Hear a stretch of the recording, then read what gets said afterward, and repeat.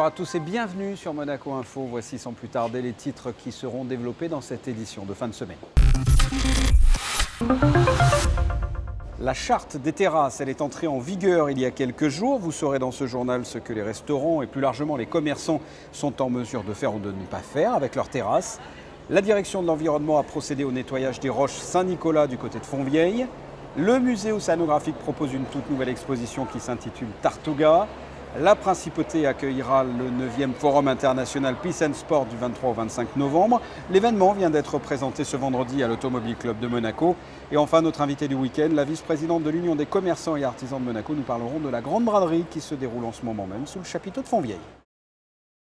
Elle est entrée en vigueur il y a quelques semaines, la charte des terrasses. Les restaurants et plus largement les commerçants ayant une terrasse sont invités à s'y conformer. Les explications dans ce reportage de Patricia Navarro et Serge Prémont. Elles sont des lieux de vie, d'échange propices à des moments de convivialité. Les terrasses des cafés et restaurants de Monaco sont désormais régies par une charte élaborée par la direction de la prospective, de l'urbanisme et de la mobilité. Le document, très étayé, est destiné à donner de la cohérence au visage qu'offre la Principauté à travers ses commerces. Lorsque les travaux ont été faits sur la rue Princesse Caroline avec tous les améliorations apportées à l'espace public au niveau du revêtement du sol, etc., nous avons commencé par faire une charte dans l'urgence en fait spécifique à la rue Princesse Caroline. Et au vu des bons exemples, on a généralisé la réflexion à l'ensemble de la Principauté pour qu'on puisse avoir un document applicable à l'ensemble de la Principauté, mais également à différents quartiers de la Principauté par rapport à leurs particularités. Il existe donc un document général dans lequel 6 cahiers se rapportent aux quartiers pour respecter leurs spécificités, comme par exemple l'architecture méditerranéenne du Rocher. Dans le document, vous avez un corps commun qui s'applique pour la procédure, qui récapitule un petit peu la procédure pour que ce soit plus clair pour les administrés, ainsi que les grandes obligations des commerçants dans l'entretien, la rénovation, le retrait des mobiliers, la perception de la redevance, puisque ces terrasses sont souvent sous le domaine public, donc elles donnent lieu à redevance. Et ensuite, il suffit de se reporter, selon où on se situe dans la Principauté, au quartier, à la charte du quartier en question, et vous avez des dispositions particulières pour les quartiers, parce que Monaco-Ville n'est pas traité forcément de la même manière que Fontvieille. Cette charte des terrasses se veut un outil pédagogique. Les commerçants n'encourent aucune sanction réelle en cas de manquement à cette charte, mais il s'agit de faire appel à leur compréhension et de contribuer à continuer de favoriser l'attractivité commerciale et touristique de la Principauté. Revenons à présent à ce grand nettoyage d'automne du côté de Fontvieille. La direction de l'environnement a procédé fin octobre au nettoyage des roches Saint-Nicolas. Alors quel est le but de cette opération participative? Réponse dans ce reportage signé Émilie Rousseau. C'est un endroit prisé par les pêcheurs, un endroit dont on ne soupçonne peut-être pas sa richesse. Situé à la sortie du port de Fontvieille, les roches Saint-Nicolas abritent de nombreuses espèces marines qui sont parfois menacées par l'homme. Pour les préserver des attaques extérieures, la direction de l'environnement vient d'organiser un nettoyage participatif le long du littoral auquel a participé une quarantaine de personnes, notamment des plongeurs de différentes institutions. Le but, c'était d'enlever partie macro-déchets, mais aussi tous ces fils de pêche qui, au fil du temps, s'accrochent sur les espèces fixées. Et pour les enlever, les plongeurs doivent faire ça de façon très minutieuse pour ne pas arracher et abîmer les espèces fixées. Donc c'est des manips sous l'eau qui sont un peu différentes du simple, entre guillemets, ramassage de macro-déchets. Et comme vous pouvez le voir sur ces images sous-marines, certaines espèces viennent se fixer sur les fils de pêche, rendant le travail des plongeurs encore plus délicat sur ce site qui présente une belle biodiversité qu'il faut préserver. L'endroit sert d'ailleurs de nurserie pour différentes espèces de poissons protégées par les autorités. Les roches Saint-Nicolas sont un site assez riche en termes de biodiversité. Nous avons beaucoup d'espèces fixées, des algues coralligènes, des petites gorgones et beaucoup de poissons nobles de type comme le mérou brun qui est protégé ou le corbe qui sont protégés en principauté. Mais vous avez des dorades grises, des barracudas. Et donc effectivement ça constitue un site de pêche intéressant pour pour l'activité de loisir, mais l'idée c'est d'arriver à concilier cette activité avec la protection de l'environnement et le respect des fonds marins. La pêche de loisir a donc un impact sur la biodiversité marine dans ce secteur. Pour preuve, ces grosses bobines récupérées lors de l'opération de nettoyage à Fontvieille. Opération qui aura été l'occasion de faire passer un message, celui de pêcher dans un esprit de préservation de l'environnement. Henri Guénaud présentait son dernier livre jeudi soir à l'Automobile Club de Monaco. Dans cet ouvrage, En finir avec l'économie du sacrifice, l'homme politique donne sa vision du monde économique actuel. Je vous propose de l'écouter à ce sujet. Il est au micro de Vanessa Dessy. J'ai l'impression qu'on cherche le salut par la souffrance. C'est en faisant souffrir les gens, en leur demandant sans arrêt des sacrifices, qu'on gagnera le salut économique. C'est une vieille histoire enracinée dans une espèce de dolorisme judéo-chrétien, vous savez, où le salut se gagne par la souffrance. Sauf que le Christ a sans doute souffert sur la croix, mais c'était pour sauver les hommes. On n'a pas l'impression aujourd'hui que les politiques économiques qui nous promettent le salut par la souffrance puissent sauver quoi que ce soit. La conséquence de tout ça, c'est que je n'accepte pas non les programmes économiques qui sont proposés. On oublie toujours que derrière les courbes, derrière les agrégats économiques, derrière les statistiques, il y a des vies, il y a des gens qui éprouvent des peines, des joies, des sentiments. Et faire souffrir tous les gens qui sont derrière les courbes n'est pas la meilleure façon d'atteindre la prospérité. Ce n'est pas la meilleure façon non plus de leur rendre d'espérance. Or, sans espérance, il n'y a pas beaucoup de bonne économie. Le musée océanographique propose très régulièrement des rendez-vous artistiques. Coup de projecteur à présent sur une nouvelle exposition, Tartuga, reportage de Sandrine Nègre, Orazio Gaggino et Eric Pocoy. Cette année, le musée océanographique a proposé à l'association MC Nuance une plongée dans le monde des tortues. Des animaux apparus il y a plus de 100 millions d'années et une chose est sûre, les artistes de l'association les ont mis à l'honneur à travers différentes manières et divers supports. Chaque fois, on a une vision, on nous permet justement d'approcher un petit peu les problématiques de l'environnement à travers la peinture et donc on essaye d'exprimer tout ça par notre façon de peindre. On est libre de faire plus ou moins ce qu'on veut et interpréter comme on veut le sujet. Et c'est ça qui fait la différence et qui fait l'intérêt aussi de la chose parce que justement, chacun avec sa sensibilité peut exprimer ce qu'il ressent. Des couleurs, des formats variés, des matières aussi. Tartuga, tortue en monégasque, au cœur de la salle de conférence, rend hommage à ces espèces d'une jolie manière, sans occulter les dangers et les menaces qui pèsent sur elles. Les tortues sont abîmées par beaucoup de monde, il y a beaucoup de prédateurs, et vous avez un tableau qui est très beau, vous avez la tortue avec les sacs en plastique. Il faut défendre, disons, ceux qui abîment la mer et tout ça, et disons, c'est une légère petite contribution, et puis le musée fait beaucoup à ça. La troisième année, il a déjà fait les poulpes, il a fait les requins, il fait les tortues, donc ça suit la continuité. MC Nuance qui, à travers le travail de cette quinzaine d'artistes, donc, sensibilise aussi les visiteurs à la préservation des tortues, des espèces auxquelles les équipes du musée océanographique sont très attachées. Un espace leur sera d'ailleurs bientôt dédié. Du 23 au 25 novembre, la Principauté accueillera le 9e Forum international Peace and Sport, traditionnel rendez-vous annuel des artisans de la paix à travers le sport. L'événement était présenté ce vendredi matin à l'Automobile Club de Monaco. Frédéric Elion. C'est un credo, une conviction défendue et répandue dans le monde entier depuis 2007. Le sport est une solution viable et efficace afin de construire une paix durable dans le monde. Avec 310 projets lancés dans 70 pays et sur 5 continents, Peace and Sport se structure depuis des années et développe ce message de paix par le sport.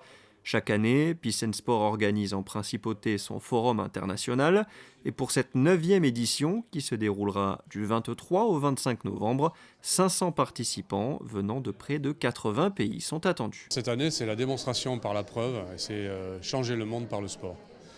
Montrer que sur le terrain, il y a des choses qui se passent et que si on les duplique partout, eh bien, on peut augmenter justement la capacité à créer du mieux vivre ensemble partout sur toute la planète. 86 champions de la paix œuvrent pour faire du sport un outil de dialogue et de cohésion sociale aux 4 coins du globe. L'année 2016 fut riche en événements avec notamment la conférence du Vatican sur le sport au service de l'humanité et une multitude de projets. Un projet qui est très symbolique, c'est le concept des Jeux de l'amitié entre le Rwanda, la République démocratique du Congo, le Burundi. Les Jeux viennent de se terminer, là, ceux de cette année. Il y avait 9 sports, donc 2 sports de plus que l'an dernier, puisqu'il y avait cette année du rugby avec Jean-François Tordeau, donc un de nos champions de la paix, ancien capitaine de l'équipe de France, et puis du basketball avec une olympienne aussi qui était présente là-bas. On a fait des choses extraordinaires, comme par exemple tirer des bateaux sur le bord du lac Tanganyika pour installer des piquets en bois et puis prendre des filets de pêche et créer des cours de volleyball. Avec des équipes mixtes, interethniques, qui permettent aux gens de se rencontrer. Et donc on institue une sorte de mieux vivre ensemble, à la fois sur le terrain, mais aussi au niveau politique. Et donc ça diminue bien sûr les tensions. C'est une petite contribution, mais quelque part c'est une grosse contribution. La cérémonie d'ouverture aura lieu le mercredi 23 novembre au Fairmont. Au programme ensuite, pendant 2 jours, 5 sessions plénières, 4 workshops, un beach rugby sur la plage du Larvoto avec Dan Leger ou le traditionnel I Move for Peace Run le jeudi matin. Pour la première fois, un prix Nobel sera présent lors du forum et sachez qu'il est possible de vous inscrire sur le site www.peace-sport.org. Le reste de l'actualité en bref. A commencer, et vous le voyez sur ces images, par la célébration des 50 ans de l'Amas de Monaco. L'Amas de Monaco a été créé en 1966 grâce à la volonté de la princesse Grace. L'Association mondiale des Amis de l'enfance Monaco est une ONG qui a pour but de soutenir et promouvoir le bien-être physique, moral et spirituel de l'enfance dans le monde, sans aucune distinction de race, de nationalité ou de religion, et dans un esprit de totale indépendance politique. Ces 50 ans viennent d'être célébrés donc en présence du prince Albert II dans la salle Empire de l'Hôtel de Paris. Toc Toc, la pièce déjantée de Laurent Baffy vient d'être jouée par la compagnie Florestan au Théâtre des Variétés, une représentation au profit de l'association Soupe de Nuit, association qui vient en aide tous les jeudis soirs aux personnes en situation de précarité extrême. Une façon de passer une bonne soirée pour la bonne cause. Non mais ça va pas bien la tête là. Non mais vous êtes sous l'emprise de l'alcool ou quoi? Il faut l'excuser, c'est moi. Fred est un ami, il dit des gros mots, il fait des gestes déplacés sans le vouloir. C'est tout. Ah oui, c'est le syndrome Gilles de la Tourette. Exactement. Ah bah vous connaissez-vous? Bah oui, un peu. J'ai vu plusieurs reportages à la télé où ils en parlaient. Et pas vous? Bah non, jamais. Hein. Oh voilà! Je suis Marie-Joseph. Arrêtez. Et vous arrêtez de continuer à bigote là, parce que là vous êtes en train de culpabiliser mon ami qui est tout simplement malade.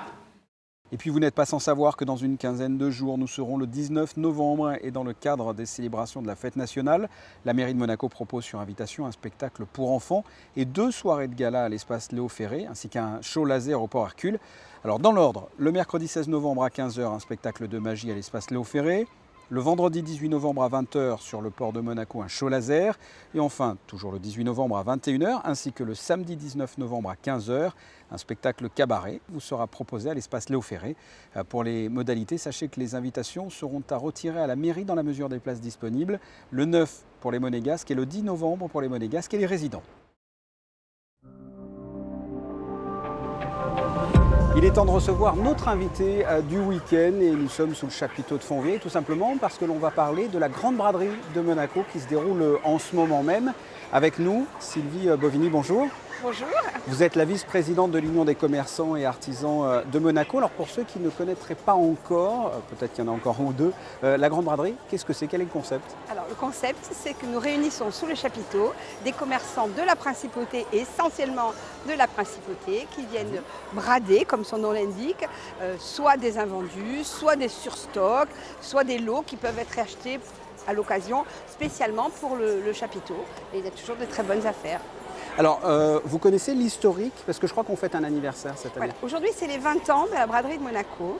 Initialement, la braderie de Monaco a été créée par M. Brézot, qui avait entendu parler de commerçants itinérants qui souhaitaient louer le chapiteau pour faire une grande braderie.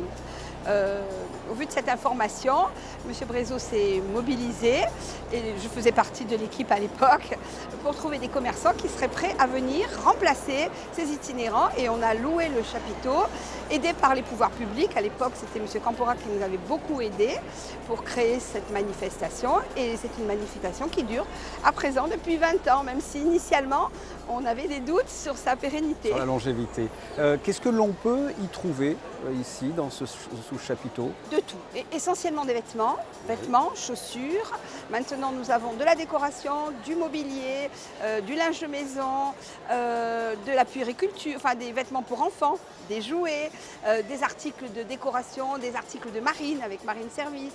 Nous avons de la bijouterie un petit peu, enfin du bijou fantaisie. On a quand même un petit peu de tout, du toilettage pour chiens, des articles pour animaux, des tapis, donc vraiment un panel d'articles. On fait vraiment de bonnes affaires. Il y a de grosses remises en moyenne. Il y a de très grosses remises qui sont faites. Il y a des ventes flash qui ont lieu tout au long de la journée, selon les jours, selon les désirs des commerçants. Mais de toute manière, si vous achetez à la braderie, vous faites des affaires. Quel est l'objectif là pour les commerçants présents? Il y a quoi, une trentaine de stands à peu près? Pratiquement 40. Pratiquement 40. Quel est l'objectif pour ces commerçants de brader comme ça en cette période? Vous savez, cette année, on a eu un été très chaud, un début d'automne qui est encore très chaud. Je pense qu'il y en a certains qui veulent enlever des stocks un peu lourds ou qui sont des fois surengagés sur des collections ou n'importe quel, tous les commerçants ont quelque chose à brader ou à solder tôt ou tard. Donc en ce qui me concerne pour mon activité, je garde tout au long de l'année des produits spécifiques pour la braderie. Mais après, d'autres personnes ont certainement d'autres motivations. Voilà. Alors là, ce sont les 20 ans de cette grande braderie de Monaco. Il y a des manifestations en particulier, il y a des lots à gagner. Qu'est-ce que vous proposez? Tout à fait. Cette année, pour les 20 ans, on a une grande tombola. Sur les flyers qui sont distribués en ville et à l'entrée, il y a un coupon détachable, il y a une urne avec des lots très intéressants. Nous avons des sponsors assez prestigieux, du style les ballets de Monte-Carlo, le Novotel. Enfin, il y a plein de choses à gagner. Et donc, nous invitons toutes les personnes venant au chapiteau à remplir le coupon parce que les lots sont vraiment extraordinaires. Alors d'année en année, vous voyez une différence au niveau de la fréquentation? Alors je sais qu'on n'a pas les chiffres de la fréquentation. Il y a beaucoup de monde en général, c'est plus le vendredi, plus le samedi, dimanche? Ça dépend des années. Souvent c'est le vendredi matin à l'ouverture, mais ce n'est pas systématique. Et par contre, ce qu'on peut dire, c'est que la météo y fait. Si on a la chance d'avoir un week-end pluvieux, ben probablement que la braderie sera meilleure. Bien qu'une année, il y a eu tempête et ça avait été un peu catastrophe. Mais en général, s'il fait trop beau, c'est pas exceptionnel. Bon là, ils annoncent de l'orage pour le week-end, c'est peut-être bon pour nous. Alors là, vous avez parlé justement de la météo. C'est pour moi une transition juste parfaite. On va passer à la météo. Avant cela, on rappelle peut-être les dates. C'est du 4 au 6 novembre. Du 4 au 6 novembre. Donc de ce vendredi jusqu'à dimanche. Et c'est ouvert jusqu'à 19h30. On passe à la météo justement pour savoir quand est-ce que les gens doivent venir entre les gouttes, par exemple. Merci. Samedi, un temps médiocre, le ciel sera sombre avec de la pluie par intermittence. Il fera assez frais de 14 à 15 degrés.